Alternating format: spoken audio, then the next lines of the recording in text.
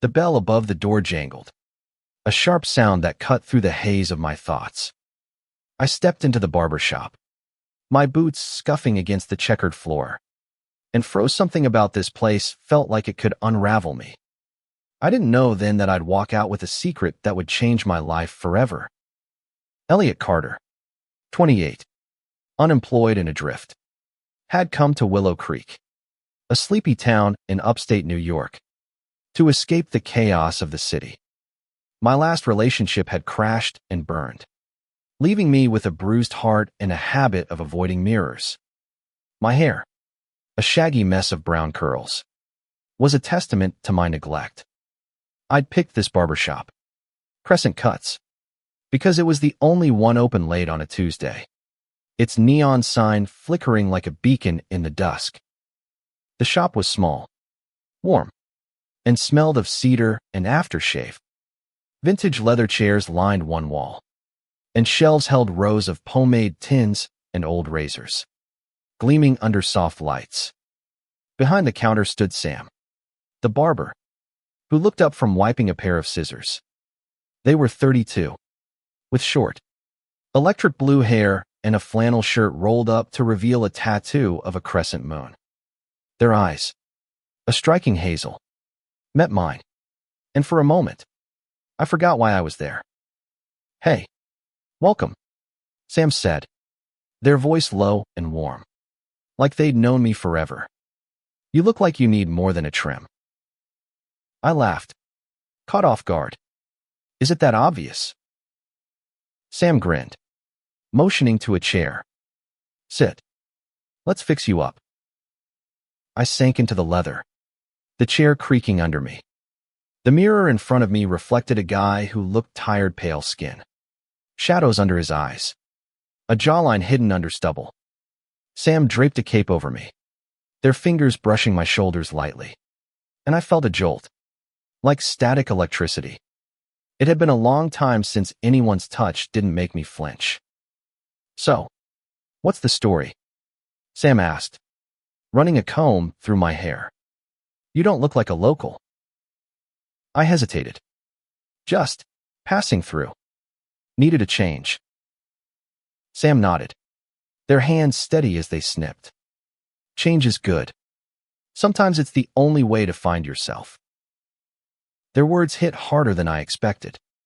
I'd been running from myself for months, from the truth I'd buried under bad decisions and late-night whiskey. I was gay, always had been, but admitting it felt like stepping off a cliff.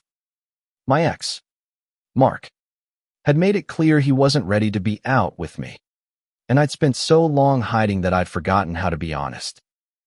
Sam worked in silence for a while, the snip of scissors rhythmic, almost hypnotic. Then they spoke again. "You ever feel like you're carrying something too heavy to hold?" I glanced at them in the mirror. Their expression was soft, but there was a weight behind their eyes, like they knew exactly what it meant to carry a secret.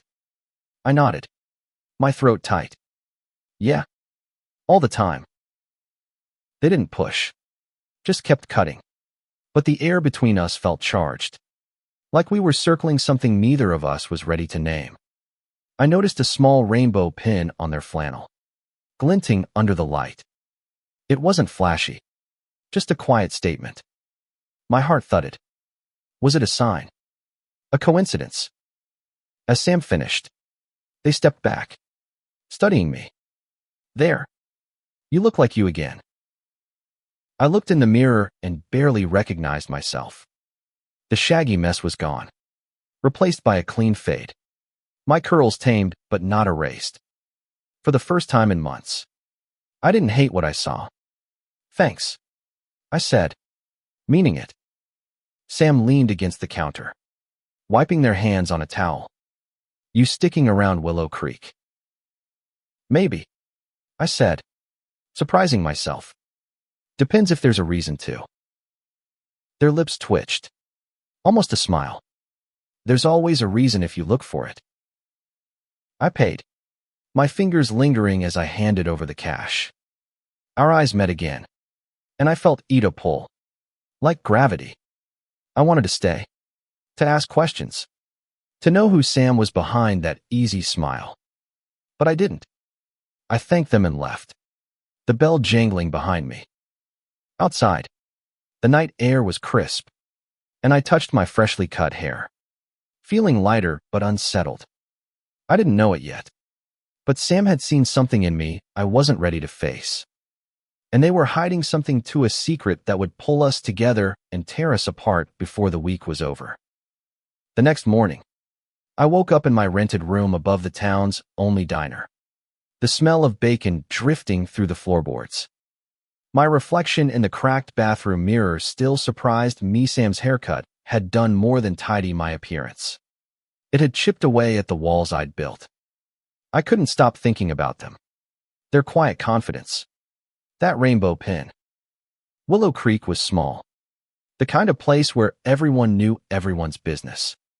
Yet Sam seemed like an outsider. Like me. I wandered back to Crescent Cuts that afternoon, telling myself I needed a shave. The truth was, I needed to see them again. The bell jangled as I stepped inside, and Sam looked up from sweeping the floor, their hazel eyes lighting up. Back so soon? They teased, setting the broom aside. Miss me already? I grinned, my nerves buzzing. Maybe I just like the vibe. Sam laughed, a sound that warmed the room. Fair enough. Shave. I nodded, settling into the chair. Their hands were steady as they lathered my face, the brush soft against my skin. The closeness felt intimate, dangerous. I watched them in the mirror, noticing the way their brow furrowed slightly, the way their tattoo flexed with each movement. I wanted to ask about it, about them, but the word stuck. You're quiet today, Sam said, gliding the razor along my jaw. Something on your mind? I swallowed, the blade's edge making me hyper-aware of every breath. Just figuring things out. They paused, meeting my gaze in the mirror. Takes time. No rush. Their understanding unnerved me. It was like they could see the parts of me I'd locked away, the fear, the longing, the truth I hadn't spoken aloud since Mark left. I cleared my throat. You've been here long. 6 months, Sam said, wiping the razor. Came here to start over. This shop was my fresh start. From what? The question slipped out before I could stop it. Sam's hand stilled. Just for a second. A past that didn't fit me anymore. I wanted to press, but their tone was guarded, like a door half closed. Instead, I asked, You like it here? It's quiet, they said, resuming the shave. People are kind. Mostly. But small towns, they've got their own rules. I nodded, knowing exactly what they meant. Growing up in a place like this, I'd learned early to hide who I was. The wrong look, the wrong word, and you'd be the talk of the town. Sam finished the shave, their fingers grazing my chin as they wiped away the last of the foam. I shivered, and they noticed, their eyes flickering with something I couldn't read. Done, they said, stepping back. You clean up nice. Elliot. I stood, my face tingling from the shave and something else. Thanks, Sam. You're good at this. They shrugged, but their smile was shy. It's more than cutting hair. It's about making people feel seen. Their words stayed with me as I left, the bell ringing softly behind me. That night, I sat on the diner's rooftop, staring at the stars, my mind replaying every moment with Sam. I didn't know why they felt so familiar, why their presence made my chest ache. But I knew I'd be back at Crescent Cuts, chasing that feeling, even if it scared me. The next day, I learned something about Sam that changed everything. I was at the diner, nursing a coffee, when an older man at the counter mentioned the barbershop. That Sam's a mystery, he said, shaking his head. Showed up out of nowhere. Heard they're running from something or someone. My stomach dropped. A secret. Sam had a secret. Just like me. And in a town like Willow Creek, secrets had a way of catching up. The diner's gossip gnawed at me all day. Sam. Running from something. It didn't add up, not with their easy smile. Their steady hands. But doubt crept in. And by evening, I was back at Crescent Cuts. My excuse flimsier than ever. A touch-up for a haircut barely a day old. Sam raised an eyebrow as I walked in. You're gonna run me out of business. Elliot. They said. But their tone was warm. Teasing. They gestured to the chair. And I sat. My heart racing for reasons I couldn't name. As they worked, I studied them, the way their blue hair caught the light. The faint scar above their eyebrow. The rainbow pin still pinned to their flannel. I wanted to ask about the rumor, but fear held me back. What if it was true? What if they were hiding something dark? Instead, I said, you ever feel like you don't belong anywhere? Sam's scissors paused mid-snip. They looked at me, their hazel eyes searching. Every day? They said quietly. But sometimes, you find a place or a person that makes it feel okay. My breath caught. Were they talking about me? The air felt heavy. Electric. I leaned forward slightly. And Sam didn't pull away. For a moment, I thought they might say more. But then the bell jangled. And a customer walked in, an older woman with a sharp gaze. Evening. Sam. She said. Her voice clipped. Heard you're doing well. Hope you're keeping out of trouble. Sam's smile tightened. Always. Mrs. Hayes. The woman's eyes flicked to me. Then back to Sam. Like she was sizing us up. She left without another word. But the tension lingered. Sam resumed cutting. But their hands weren't as steady now. Trouble? I asked, keeping my tone light. Sam sighed.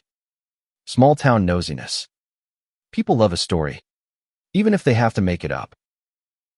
I wanted to believe them, but the diner's words echoed in my mind. That night, I couldn't sleep, torn between my growing feelings for Sam and the nagging suspicion they were hiding something. The next day, I decided to dig deeper. I asked around town, casually, about Crescent Cuts. Most people praised Sam's skill, but a few dropped hints of vague mention of a past life. A warning to watch out. By the time I returned to the barbershop, my head was spinning. Sam greeted me with their usual warmth, but I couldn't shake the feeling that I was standing on the edge of something big. You okay? They asked, noticing my silence. I took a deep breath. Sam, are you hiding something? Their face changed, a flicker of fear crossing their features. They set down their scissors and leaned against the counter. What did you hear? My heart pounded. Just talk. That you're running from something. Sam's jaw tightened, and for a moment, I thought they'd shut me out.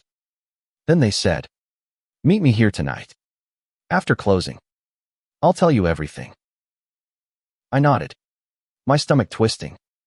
As I left, I realized I was already in too deep. Whatever Sam's secret was, it was about to change everything again. /Xi artifact. Xi artifact hairs ID equals 0 to 5 to 6 if 91 dead. Artifact underscore version underscore ID equals E21573 CNF 414 F7 CA3531 256 F86. Title equals I underscore walked underscore into underscore new underscore barbershop underscore part 4. TXT content type equals text /markdown.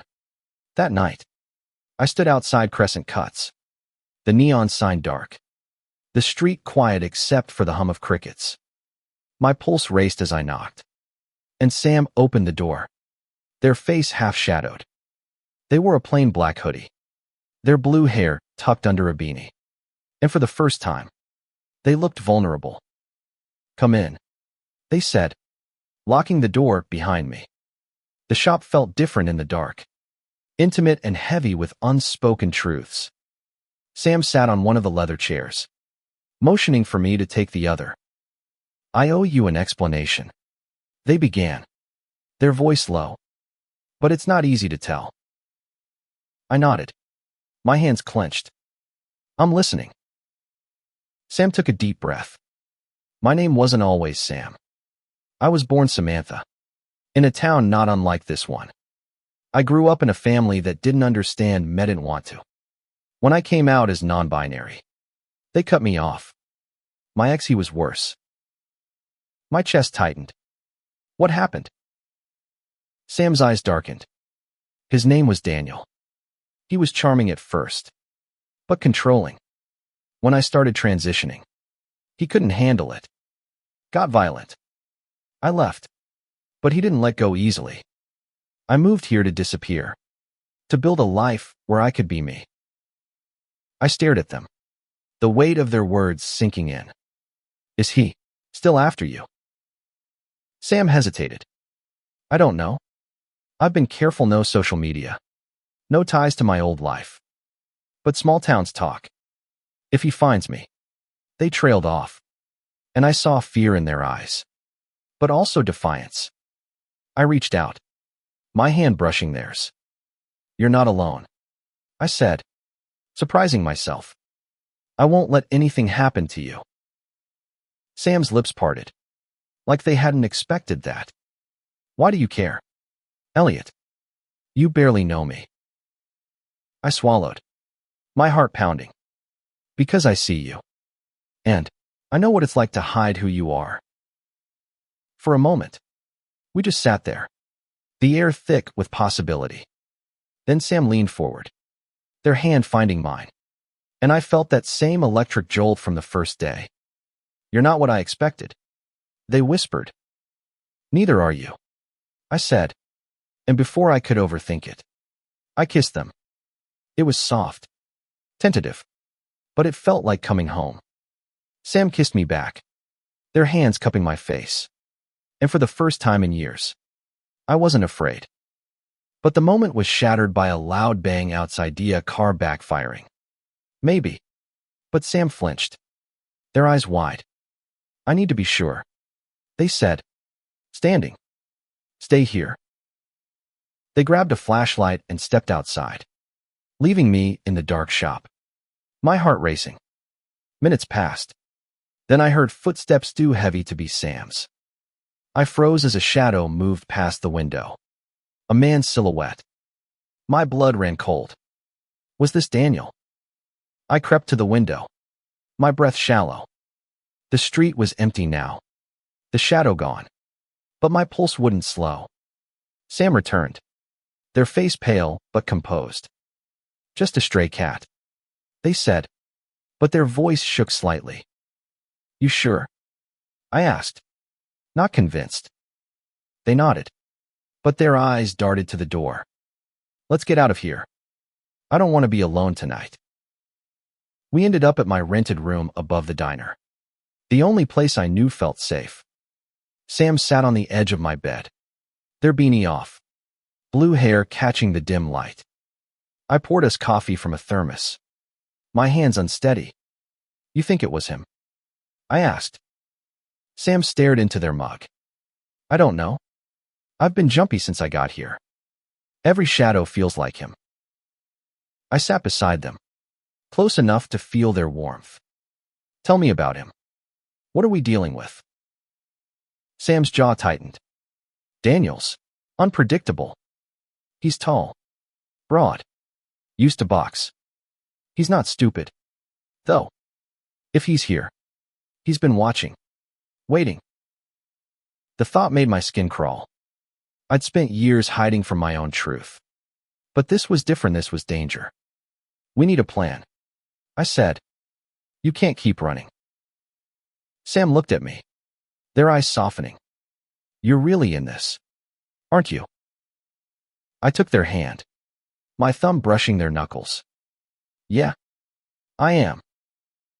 That night, we talked for hours about their past, my fears, the lives we'd both left behind. Sam told me about their childhood, the suffocating expectations, the freedom they'd found in becoming themselves. I told them about Mark, about the shame I'd carried, the way I'd let it define me. With every word, I felt lighter, like I was shedding layers of guilt.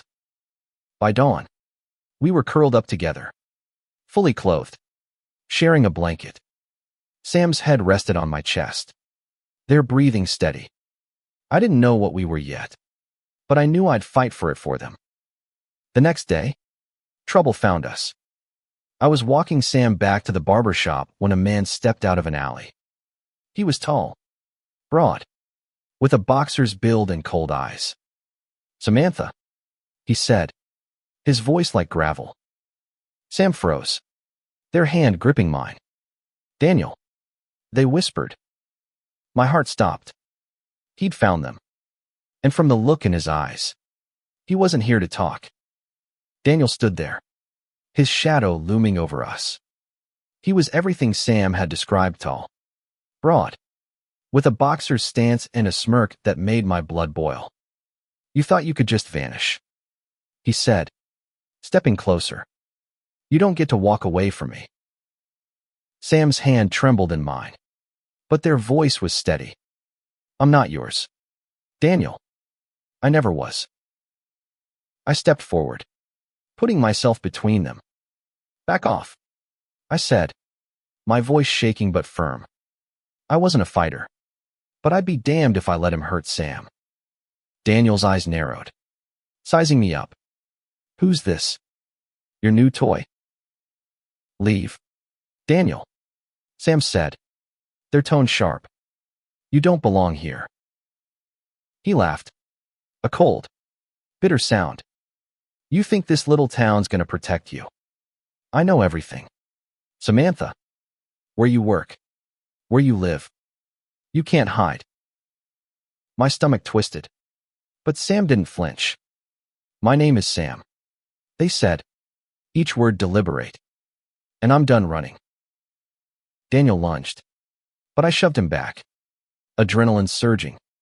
He stumbled, surprised, and for a moment, I thought he'd swing. Instead, he spat on the ground and backed off. His eyes locked on Sam. "This isn't over," he said, then turned and disappeared into the alley. Sam's knees buckled, and I caught them, holding them close. "You okay?" I whispered. They nodded, but their eyes were wet. "I didn't want you to see that." "I'm glad I did," I said. "You don't have to face him alone." We went back to the barbershop, locking the door behind us. Sam sat in one of the chairs, their hands shaking as they pulled out their phone. "I need to call someone," they said. "A friend from my old life. They might know what Daniel's planning." While Sam made the call, I paced, my mind racing. Daniel wasn't just a ghost from Sam's pa that was a threat, and I had no idea how to protect them. But I knew one thing: I wasn't leaving their side. Sam hung up, their face grim. "My friend says Daniel's been asking around, tracking me for months. He's not giving up." "Then we fight back," I said, surprising myself with my own resolve. "We go to the police. Get a restraining order. Anything." Sam shook their head. "He's too smart for that. He'll just wait. Watch." I knelt in front of them, taking their hands. "Then we make a plan. Together." For the first time since Daniel appeared, Sam smiled, faint but real. "You're stubborn. You know that." "Only when it matters," I said, and leaned in to kiss them, soft and sure. Whatever came next, we'd face it together. The next few days were tense, like walking on a tightrope. Sam and I stayed close, alternating between the barbershop and my room, always watching for Daniel. The town felt smaller, every shadow a threat. But in those quiet moments, Sam's head on my shoulder, our hands intertwined, I found a strength I didn't know I had. We made a plan. Sam's friend had given us a lead, Daniel was staying at a motel on the edge of town. We decided to confront him. Not with fists, but with proof. Sam had kept records of his threats from years ago. Texts and voicemails that could build a case. I convinced Sam to talk to the local sheriff. A gruff but fair woman named Clara. Clara listened as Sam laid it all out. Her face unreadable. "I'll look into it," she said finally. "But you two need to stay out of trouble. No heroics." We nodded, but I could see the fire in Sam's eyes. They were done being afraid. That night, we sat in the barbershop, the lights low, going through Sam's old phone. Each message from Daniel was worse than the last, manipulative, threatening, cruel. My hands shook with anger, but Sam was calm, resolute. "This ends now," they said, saving the files to a USB drive. "I'm not his victim anymore." I admired them more than ever, their courage, their defiance. I kissed them, fierce and proud, and they kissed me back, their hands gripping my shirt like they were anchoring themselves to me. The next morning, we handed the evidence to Clara. She promised to track Daniel down, but warned us it could take time. As we left the station, I noticed a car idling across the street, a black sedan, just like the one Daniel had been driving. My heart sank. "Sam," I whispered, nodding toward the car. They followed my gaze, their face hardening. "Let's go." We ducked into an alley, moving fast, but the car followed, slow and deliberate. Panic clawed at me, but Sam's grip on my hand kept me grounded. We reached the barbershop, locking ourselves inside. The car stopped outside, engine idling, and I saw Daniel's silhouette through the tinted window. "He's toying with us," Sam said, their voice low. "He wants me to run." "Then don't," I said. "We stay. We fight." Sam looked at me, their eyes fierce. "You're crazy, Elliot." "Crazy about you," I said, and despite everything, they laughed. We waited, the tension suffocating, until the car finally drove off. But we both knew this wasn't the end. Daniel was still out there, and he wasn't done. The final showdown came faster than we expected. It was late. The barbershop closed, and Sam and I were cleaning up when the bell jangled. Daniel stood in the doorway, his presence filling the room like a storm. He held a crowbar, his knuckles white. "Get out," I said, stepping in front of Sam. Daniel ignored me, his eyes locked on Sam. "You think you can just erase me? You're nothing without me." Sam stood tall, their voice steady. "I'm everything without you." He lunged, but I was faster, shoving him back. The crowbar clattered to the floor, and Sam grabbed it, holding it like a shield. "Leave, Daniel," they said, "or I call Clara." His face twisted with rage, but something in Sam's eyes stopped him, a strength he couldn't break. Sirens wailed in the distance, growing louder, and Daniel's confidence faltered. He backed toward the door, spitting curses, then fled into the night. Clara arrived minutes later, her deputies in tow. They'd been tracking Daniel since we'd given her the evidence, and the crowbar was enough to arrest him. As they cuffed him outside, Sam collapsed into my arms, their bodies shaking with relief. "It's over," they whispered. I held them tight, my own tears falling. "You did it." We stayed in Willow Creek. Sam kept running Crescent Cuts, and I found work at the diner, trading city chaos for small-town peace. We built a life together, not perfect, but real. Sam's courage taught me to face my own truth, to live openly as who I was. And every time I sat in that leather chair for a haircut, I remembered the secret that brought us together, the secret of our own strength, our love, our refusal to hide. Years later, I'd look back on that first day in the barbershop, The jangle of the bell. The spark in Sam's eyes. I went in expecting a haircut. I left with a love I'd never forget and a life I'd never trade.